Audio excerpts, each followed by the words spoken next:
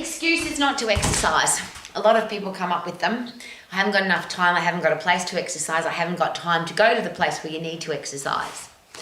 So if you look at the statistics from all the Western countries in the world, and it hasn't changed much since I was a full-time gym manager, and I have been a full-time gym manager in many countries around the world, 9 out of 10 people don't go to the gym, don't want to go to the gym, don't ever want to go to the gym. They might think they should, but they don't want to. So there's 1 out of 10 people that go to the gym. Here's another thing to consider though. If somebody has a gym membership, does that necessarily mean they're going to the gym? Do you know people who pay a gym membership but don't go? Has that ever happened to you? So if you want to inspire people to exercise, and because we have a fitness business college, a lot of people share with me, I want to own a gym, I want to work in a gym, I want to be a personal trainer in a gym, I want to inspire people to go to the gym. But in the 40 plus years that I've been an exercise professional and managed health clubs around the world, that statistic, that number hasn't changed. Most people don't want to go to the gym. They find them really scary. They find them intimidating. They find the equipment too hard to use. They don't like the clothes you have to wear when you go to the gym. There's a whole heap of reasons why people don't go to the gym. Now, you might want to be the person that changes that. But something to consider. Does everybody need to be healthy, to be fit, to be strong, to be mentally tough? Does exercise do that for you? So if you are the fittest and strongest you can possibly be, what happens to your central nervous system, how your brain works? What happens to your emotions, your endocrine system, how everything in your body works effectively to keep you healthy, fit and strong? What happens to your digestive system, your metabolism, your body's ability to burn up all the food that you put in it? What happens to your immune system, which is built inside strong muscles, built inside your bones? Strong muscles pull on your bones to create a strong immune system.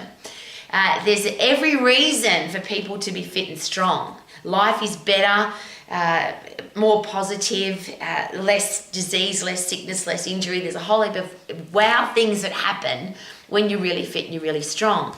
But if people don't like to go to the gym, what are we going to do about that? Do we force them to go? Of course not. You can't force anybody to do anything. So I'm standing in my home gym and I have designed my life, because I'm a healthy, fit, strong person. I don't have time to go to the gym. I used to work in the gym, and I'll share again, I have managed health clubs literally all over the world. And I don't care if I never go to the gym again. There's 2 reasons for that. They've become very sterile places. It seems there's a lot of cameras, there's a lot of mirrors, there's a lot of people looking at themselves in the mirror, looking at themselves in the camera, or they're listening to music because they've got earbuds in and they don't talk to anybody. All the health clubs that I've ever managed, it's been a really beautiful social place to hang out with the other people that are really excited about being healthy, fit and strong. Now, if you're going to a gym like that, that's awesome. I'm glad you found one of those. But since the event of 24-hour gyms where you kind of slide yourself into the vending machine to go and do your workout, it seems that the gyms have become very cold places and much less social. I'll just plant that seed. Now, if you love to do that, please go, of course. But if you're one of the 9 out of 10 people that don't like to go to the gym, but you still want to be healthy, fit and strong, what do you need to make your body healthy, fit and strong without having to spend a lot of money on equipment or spend a lot of money on a gym membership? Or what do you need to do? And for me, it's a really simple process, and I love sharing this because I think that the whole thing's become so complicated, but the anatomy and physiology of a healthy, fit, strong body is really simple. Get puffed to get fit. Overload your muscles and bones to get strong. But your heart and lungs are blind and your muscles and bones are blind. They can't see what you're doing. They just respond to the overload. So if you get puffed, you'll get fit. And if you use every muscle, ligament, tendon, joint and bone in your body and you make it work hard, it will get stronger. So if you're fitter and stronger, you'll get all the benefits of being fit and strong. So your body will be better, your brain will be better, your life will be better. So what do you need to do to get puffed? What do you need to do to overload your muscles and bones? What do you want to do? What do you love to do to get puffed? Or a better question, if you hate exercise, what do you hate the least? So if you punch a bag, if you skip rope, if you have a treadmill, a cross trainer, a bike, doesn't matter as long as you get puffed. Now, the body works better in the upright position. So if you want a more effective exercise program, you wouldn't be sitting down, you wouldn't be kneeling down, you wouldn't be lying on the ground, because of course that's not how the human body works. So if you get puffed in the upright position, you'll get fit. But to get puffed at 100% effort so you can get really fit, you have to be strong. So how do you get strong? Again, the body works better in the upright position. So what do I need to do to use every ligament, tendon, joint, muscle, bone in my body to get really strong? And of course, that's really simple. I'm in my home gym with, and technically if I'm in a hurry, I only do one exercise. I lift something really heavy off the floor and put it back down again. Because to lift something, you have to use your upper body, you have to use your abdominals and your lower back, and of course you use your bum and your legs. So you use your whole body to lift something heavy up off the ground. So technically, if you lift something heavy, and it should be heavy from the start because you've got to overload your muscles and bones, and if you work in the phosphate system, which is the 100% energy system, and just as a quick recap, when I talk about this every day, your body's got 3 energy systems. The energy to do something has to come from one of those systems. So you've got the phosphate system, up to 10 seconds. You've got the lactate system, which is 10 seconds to about 2 to 3 minutes. And then you've got the aerobic system that we live in, anything past 2 to 3 minutes. So if you exercise in the 100% effort system, the phosphate system, the program, the exercise only takes 10 seconds. So to get strong, you've got to lift something heavy within a 10-second period. If you can lift longer than 10 seconds, obviously the weight's too light. To get puffed, it's that simple. If you go as hard as you possibly can, you will, by 10 seconds, you'll be really puffed. And I'm talking 100% effort.